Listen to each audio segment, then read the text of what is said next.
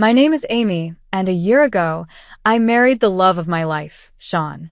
Our relationship was everything I had ever wanted, loving, supportive, and filled with laughter. I couldn't have been happier. I worked as an accountant mostly from home, and I enjoyed my job, though there was more to it than people might think. Sean had his own car parts business, which kept him busy, but we still had lots of time together. We loved spending our free time with each other and often went to parties with Sean's many friends, colleagues, and business partners. I always looked forward to these gatherings and enjoyed being a part of Sean's world. One sunny Monday morning, as I sat at our kitchen table, sipping coffee and checking my emails, Sean walked in with a big grin. "Hey, beautiful," he said, giving me a kiss on the cheek. "Roger's having a barbecue at his place. Thought we could go have some drinks and catch up with everyone. You up for it?" "Sounds perfect," I replied, already looking forward to it. We got to Roger's house around 8 p.m. The smell of grilling food and the sound of laughter filled the air as we made our way through the crowd. I noticed a striking blonde woman I hadn't seen before. She was chatting with a group of people, her laughter loud and clear. "Who's that?" I asked Sean, nodding in her direction. His face tensed just slightly. "That's Angela, my ex-girlfriend." Before I could say anything, Roger saw us and waved us over. "Sean, Amy. Glad you could make it. Come, let me introduce you to everyone." As we approached the group, Angela's eyes locked onto us and she smiled, but it didn't feel genuine. Well, she said in a sweet but fake voice. "If it isn't Sean and his wife."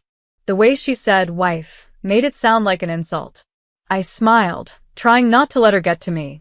"Nice to meet you, Angela," I said, extending my hand. "I'm Amy." She glanced at my hand like it was dirty and turned back to Sean. "Shawnee, darling, it's been too long. You have to tell me everything you've been up to." I bristled at the nickname, but Sean quickly jumped in. "Good to see you, Angela. Amy and I are doing great. How about you? Still working at your dad's company?" For a moment, Angela's smile slipped. "Oh, you know me," she replied. "I like to keep my options open, unlike some people who feel stuck." The conversation with Angela dragged on for what seemed like hours. She kept making little digs at me while flirting with Sean. I did my best to stay calm, but by the end of the night, I was completely worn out. In the weeks after that first encounter, I started seeing Angela more often at our social events. Each time, she seemed to go out of her way to make me feel uncomfortable. One Saturday evening, we were at a dinner party hosted by one of Sean's business partners. I was talking with a few of the wives when Angela strolled over, holding a champagne glass. "Oh, Amy," she said in an overly sweet voice, "that's an interesting outfit." I didn't know the librarian look was back in style. I glanced at my knee-length skirt and blouse, suddenly feeling self-conscious. "I think it's appropriate for a dinner party," I replied, trying to keep my voice steady. Angela laughed, the sound sharp. "Of course you do, sweetie. Not everyone can pull off high fashion like me." I bit my tongue, resisting the urge to point out that her dress looked more suited for a nightclub. Instead, I politely excused myself and went to find Sean. As the weeks went by, Angela's behavior got worse. She began posting pictures from our gatherings on social media, always making sure to crop me out or hide my face. Her captions were thinly veiled insults about my appearance or personality. One day, while scrolling through my feed, I saw a particularly cruel post. Angela had uploaded a picture of herself next to an unflattering one of me. The caption read, "Who do you think is a better match for Sean? Vote in the comments." I felt my face heat up with anger and embarrassment as I read through the comments, most of which favored Angela. At the end of the post, she added, "Looks like the people have spoken. Sean must be crazy to pick plain Jane over a beauty like me."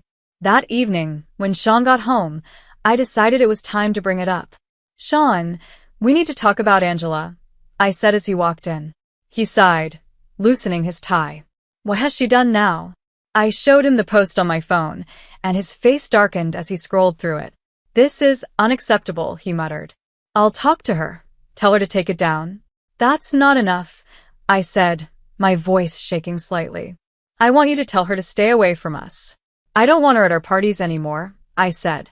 Sean ran a hand through his hair, looking uneasy. Amy, I can't do that. She's the daughter of an important business partner. I can't just ban her from social events. So, I'm supposed to just deal with her bullying me? I asked, my voice rising. Of course not, Sean said, pulling me into a hug. I'll talk to her and make it clear that her behavior isn't okay. But you have to understand, I can't cut her off completely without hurting my business relationships. I pulled away, frustration building. And what about our relationship, Sean? Doesn't that matter? Of course it does, he said, looking hurt. You know you're the one I love. Angela is in the past. I chose you, remember? His words should have made me feel better, but I couldn't shake the feeling that this was just the start of our problems. As I lay in bed that night, I couldn't help but wonder if our perfect life was beginning to crack. In the weeks that followed, Angela's behavior became even bolder. At every party or gathering, she seemed determined to get under my skin and get closer to Sean. One night, we were at a cocktail party hosted by one of Sean's colleagues. I had chosen a simple but elegant black dress, feeling confident and comfortable. That confidence didn't last long. Angela walked in wearing a tight red dress that left little to the imagination. Her eyes locked on Sean, and she headed straight for us. Sean, darling, she cooed, completely ignoring me. You look absolutely stunning tonight. Before either of us could respond, she placed her hand on Sean's arm and stroked it lightly. Care to dance with me for old time's sake? I felt my blood boil, but Sean gently pulled his arm away. Thanks, Angela, but I'm here with my wife. Maybe another time. As we walked away, I felt a small sense of victory, but it didn't last. Throughout the night, Angela continued to make her presence felt. I watched as Angela kept trying to get Sean alone. She would call him over to talk about business or ask for help with some fake problem. To Sean's credit, he turned her down every time, making sure I was included in the conversation or coming back to my side quickly. But the constant attention was wearing us both down. The following weeks didn't get any better. Angela's attempts to mess with our relationship became more frequent and more obvious. She'd leave flirty comments on Sean's social media, always hinting at their past. At parties, she would loudly talk about their time together, purposely leaving me out of the conversation. Things finally came to a head at our friend Christian's birthday party. Angela arrived late, wearing a dress that looked more suited for a red carpet than a backyard barbecue. As soon as she walked in, she locked eyes with me and smirked. Oh, Amy, she called out, her voice filled with fake concern. Poor thing, didn't you get the memo? This isn't a library book club meeting. Laughter spread through the crowd, and I felt my face burn with embarrassment. Sean, who had been talking with some colleagues, quickly came to my side. That's enough, Angela, he said, his voice low and angry. You need to stop this childish behavior. Angela widened her eyes in fake innocence. Why, Sean? I'm just trying to help. Someone has to teach your little wife how to dress for these events. Before Sean could say anything, I suddenly felt something cold and wet on my clothes. I looked down and saw red wine spreading across the front of my dress. Angela stood in front of me, holding an empty glass, her face showing fake regret. Oh no, she gasped. How clumsy of me. Though, to be honest, that stain's an improvement on that awful outfit. The party went silent, and everyone's eyes were on us. I stood there, humiliated and furious. But as I looked at Angela's smug face, something inside me snapped. You know what, Angela? I said, my voice steady and calm. I'd rather wear this stained dress than spend another minute pretending to be civil with you. Your behavior is pathetic and embarrassing. If you'll excuse me, my husband and I are leaving. I turned to Sean, who was staring at Angela in shock and disgust. Let's go home, I said. As we headed for the exit, I heard Angela's shrill voice behind us. Sean, darling, don't go. Stay, and I'll take good care of you. Sean didn't even look back. He put his arm around me and said loudly enough for everyone to hear, the only person I want to be with is my wife. I want my wife to take care of me. Goodbye, Angela, Sean said. As we drove home in silence, I couldn't help but feel that a line had been crossed. Angela had revealed her true self, and there was no going back. One sunny morning, Sean came into our bedroom with a serious look on his face. Amy, I have to go on a business trip, he explained.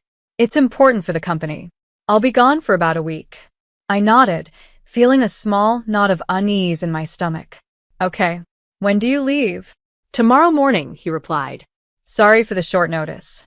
It came up suddenly. I forced a smile. It's fine, I understand. Your business is important.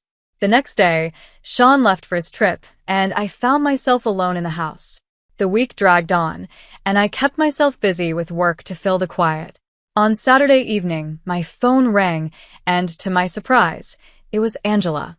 Amy, darling, she said, her sugary, sweet voice coming through the phone. I'm organizing a small get-together tonight, just a group of 8.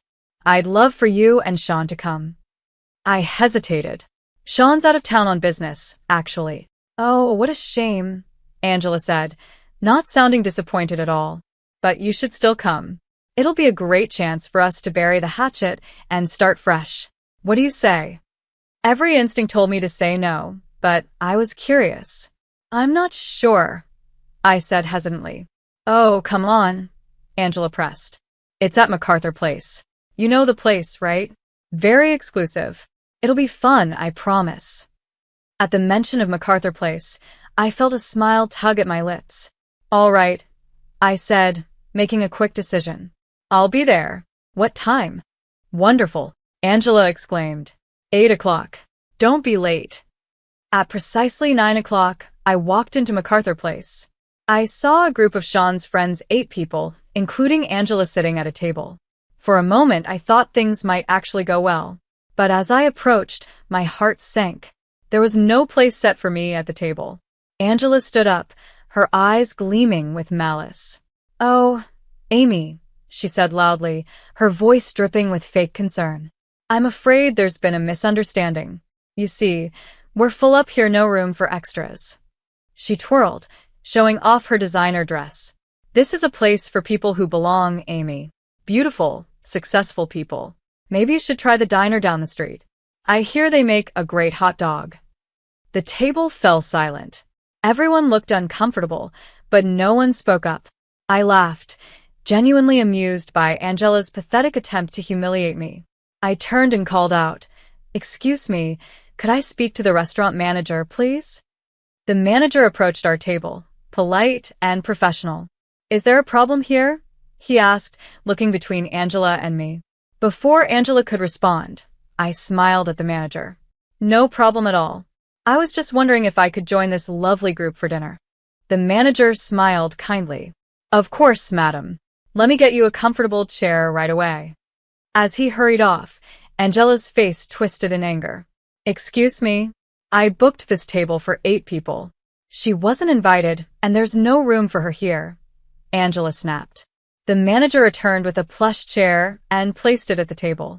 I apologize for the confusion, but Madam has the right to sit wherever she wishes. She is, after all, the owner of MacArthur Place. A gasp went around the table. Angela's mouth opened and closed, stunned, while Sean's friends looked at me in disbelief. Christian, one of the friends, finally spoke up. But Amy, I thought you were an accountant. That's how Sean introduced you to us. I smiled and shrugged. I am an accountant. I do the books for my restaurant. I don't usually talk about my wealth. I prefer to judge people by their character, not their bank account. Angela's face turned bright red, a mix of embarrassment and anger. The mood at the table shifted quickly. Sean's friends, who had stayed silent earlier, now scrambled to invite me to join them. Amy, please sit with us. We'd love to hear more about your restaurant. I can't believe we never knew this about you, one of them said.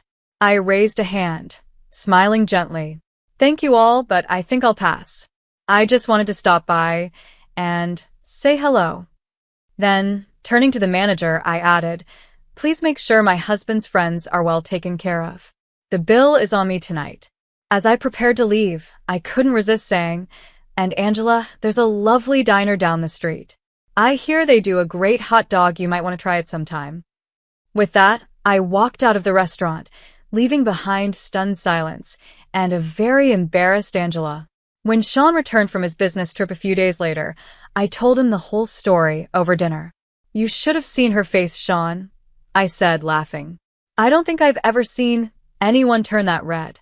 Sean shook his head, chuckling. I can't believe she thought she could embarrass you like that. You handled it perfectly, Amy. As we finished our meal, we both laughed, knowing that Angela's games were finally over. I felt a deep sense of contentment.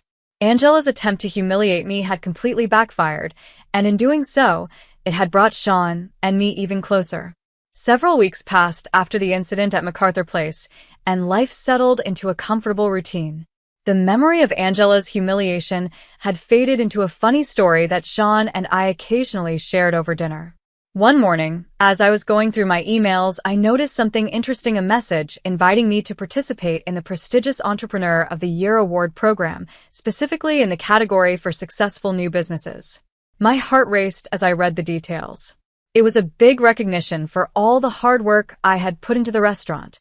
We decided to attend the event together. On the night of the awards, we dressed up. Sean looked sharp in his tuxedo, and I chose an elegant, simple gown that made me feel confident and strong. The venue was amazing, filled with the city's most successful and influential people. As we mingled, I saw many familiar faces, friends, acquaintances, and several of Sean's business associates. The atmosphere was buzzing with excitement. At one point, Sean excused himself to chat with some colleagues, leaving me by the champagne fountain. I was admiring a beautiful ice sculpture when I heard a familiar voice hiss in my ear. "What are you doing here?" I turned to see Angela glaring at me, her face twisted with anger. "I was invited," I replied calmly, showing her my invitation. Angela's eyes narrowed. "This event is for the rich and successful people of the city, people like me and my father. You don't belong here. How dare you try to sneak into our world? Leave before you embarrass yourself." I stayed calm, scanning the room until I spotted who I was looking for. With a smile, I waved to two distinguished older gentlemen in fine suits who were talking across the room. As they walked over, Angela continued her rant, but I ignored her, focusing on the men. When they reached us, I warmly embraced one of them. "Dad, I'm so glad you could make it," I said, kissing his cheek. Turning to the other man, I extended my hand, which he shook warmly. "Mr. Raymond, it's great to see you again." Angela's jaw dropped as she realized who he was. Her voice rose with disbelief. "Daddy, what are you doing? How can you be friendly with this nobody? She's just an accountant who got lucky. She doesn't belong here." Mr. Raymond's face turned bright red as he listened to his daughter's outburst. His usually calm eyes were now full of anger. "Silence," he thundered, making Angela flinch. He gestured toward my father. "This man is Brendan Taylor, one of the most successful entrepreneurs in the country and my trusted business partner. Your ignorant words could ruin a multi-million-dollar deal." Angela's eyes widened in shock, but instead of backing down, she snapped, "Then cancel the deal, Daddy. We don't need to do business with her family. They're beneath us." Mr. Raymond's face grew even redder, and his voice rose to a shout, drawing attention from everyone in the ballroom. "That's enough. Your behavior is unacceptable." He pointed a finger at Angela. "From this moment, you're cut off. No more allowance, no more credit cards, and consider yourself evicted from that fancy apartment you love so much." Angela's mouth dropped open in disbelief. Mr. Raymond then turned to me and my father, his tone soft and apologetic. "Mr. Taylor, Amy, please accept my deepest apologies for this awful scene." "Angela," he snapped, turning back to his daughter, "leave Now.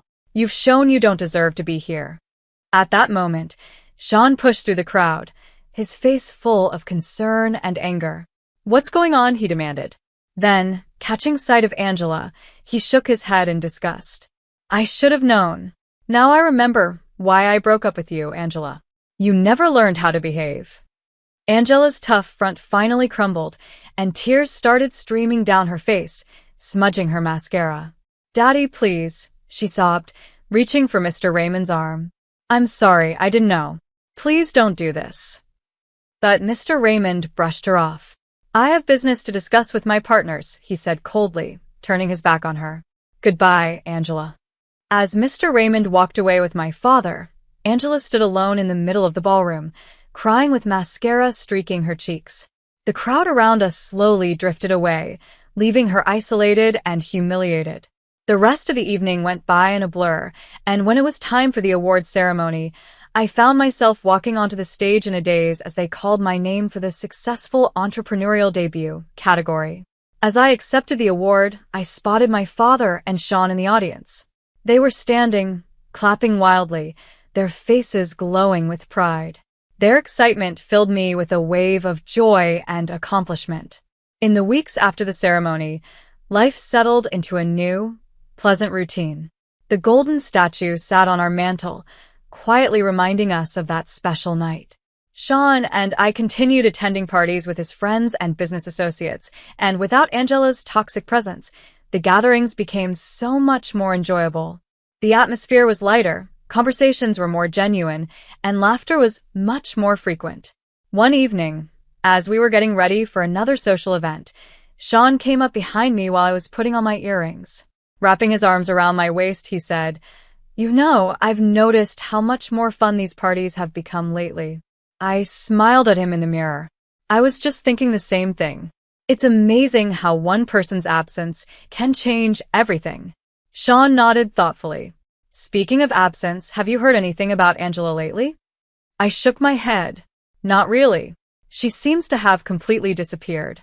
Though I did overhear Christian talking to his wife at the last party. There's a rumor that Mr. Raymond sent her to another state, something about not wanting her to embarrass him or the family business anymore." Sean raised an eyebrow. "Wow, that's pretty drastic.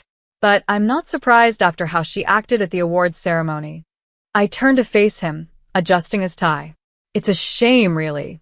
She had so much privilege, but never learned to appreciate it or use it wisely." As we drove to the party, I reflected on how much my life had changed over the past year. From dealing with Angela's drama to receiving recognition for my business, it had been a whirlwind. Yet through it all, my relationship with Sean had only grown stronger. As for Angela, I genuinely hoped she'd find her way. Everyone deserves a chance to grow and become better. Maybe her fresh start in a new state would be just what she needed. For now, though, I was happy to enjoy the moment, swaying in my husband's arms, surrounded by friends, and feeling grateful for the life we had built together.